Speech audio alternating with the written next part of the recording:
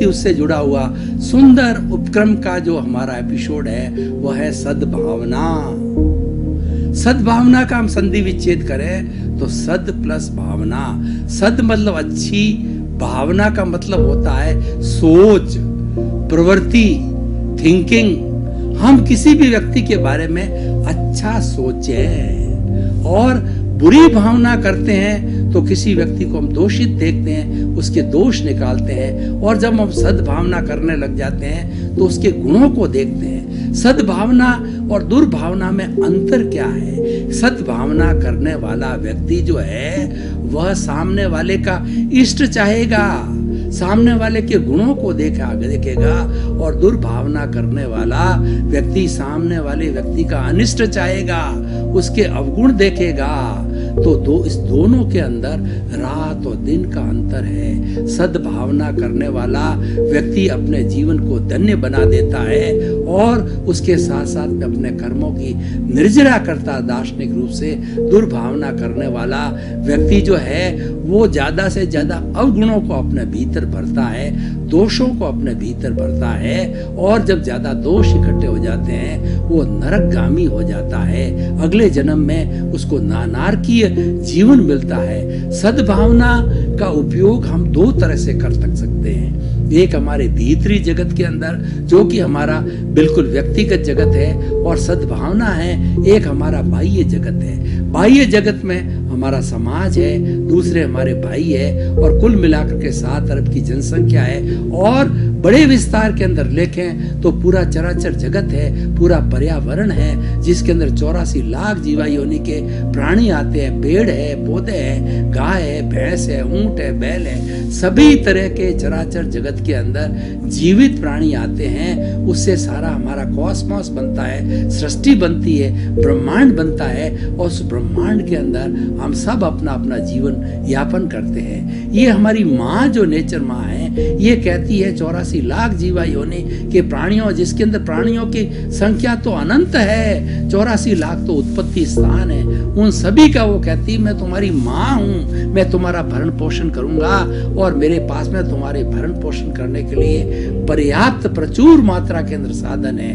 देखिए पूरा ब्रह्मांड है वो 5 जो है बेसिक एलिमेंट से बना है, पृथ्वी, जल, अग्नि, वायु और आकाश। इसी को ब्रह्मांड कहते हैं, इसी को कॉस्मॉस कहते हैं, इसी को पर्यावरण कहते हैं, इसी को पृथ्वी कहते हैं, और इसी को नेचर माँ कहते हैं। इन 5 बेसिक एलिमेंट्स के द्वारा 84 लाख जीवा योनि के हर प्राणी का जो जन्म होता है उसका पालन होता है, और जीवन भर 5 एलिमेंट्स के द्वारा वो पोषित होकर के जब उसका आयुष्य पूरा हो जाता है, हर प्राणी का अपना अपना आयुष्य होता है, हर प्राणी अपना अपना जीवन लेके आता है, और उस जीवन के अनुरूप ही जो है इस धरा पर वो अपना अभिनय करता है। तो इसीलिए कहा गया है कि रंगमंच यह जगत है, और कर्म खिलावन हार, और नाना रूप बनाए के, और चेतन खेलन हार। चेतन मतलब जीवित प्राणी। ये जीवित प्राणी के साथ में कर्म लगे हुए हैं। कार्मिक शरीर है, उसके बाद कॉजल बॉडी है, और उसके बाद में लिंग शरीर है। उसी के अनुरूप उसको ये जीवन मिलता है, ये शरीर मिलता है, और उस जीवन के अंतर्गत चाहे 60 साल का है, 70 साल का है, 50 साल का है, ये जो जीवन साथ में लेकर के आते हैं आयुष्य काल कहा जाता है। इसके अंदर पूरे समय के अंदर जो है वो अपना जीवन यापन करते हैं, और ये हरेक का अलग अलग होता है, क्योंकि पूर्व जन्म के अंदर वह जीवित प्राणी कैसे कॉजेज डाल के आया है, कैसे कारण डाल के आया है, उस कॉजेज के अनुरूप इस जन्म के अंदर जो है उसको ये उसका जीवन मिलता है। वो इफेक्ट कहलाता है। कॉज पिछले जन्म के होते हैं, वही कॉज होते हैं कर्म बीज के रूप के अंदर पड़ जाते हैं, और वो कर्म बीज इस जन्म के अंदर कर्म फल और कर्म परिणाम के रूप में आता है। और जब कर्म परिणाम आता है तो व्यक्ति को या जीवित प्राणी को सुख दुख की अनुभूति होती है, और वो सारा अपने अपने कर्मों के अधीन होता है। तो देखिए हमारा जो विषय है सद्भावना है, ये इसके आधार पर जो है अगर हम जिए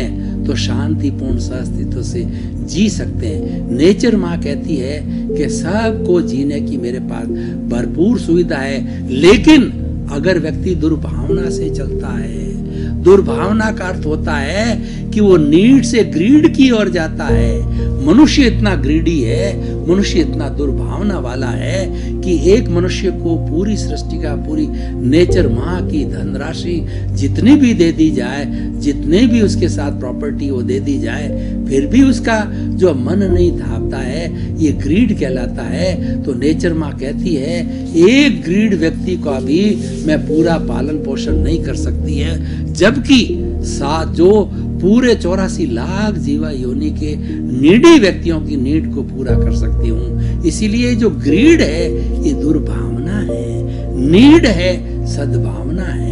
तो ये सद्भावना और दुर्भावना के ऊपर समाज का भवन खड़ा है। तो हमें प्रारंभ से ही बच्चे को संस्कार दिए जाने चाहिए कि हमेशा किसी के प्रति बुरा चिंतन मत करो, हर एक के प्रति सद्भावना रखो, मनुष्य मनुष्य के प्रति सद्भावना रखो, और दूसरा जीवित प्राणी मात्र है उसके प्रति सद्भावना रखो। और हमेशा चिंतन करो कि 84 लाख जीवा योनि प्राणियों के भीतर विराजमान शुद्ध आत्मा भगवान को निर्दोष दृष्टि से दर्शन कर उनको नमन करता हूँ। व्यवहार दृष्टि से बोलना नहीं है, लेकिन जो ज्ञानी पुरुष है वो क्या समझता है कि चूहा जा रहा है, बिल्ली जा रही है, पेड़ है, पौधा है, गाय है, भैंस है, बैल है, वो किसी को बोलता नहीं है, लेकिन उसके भीतर विराजमान शुद्ध आत्मा भगवान जो प्रभु है, वो ईश्वर है, उसको नमन करता है।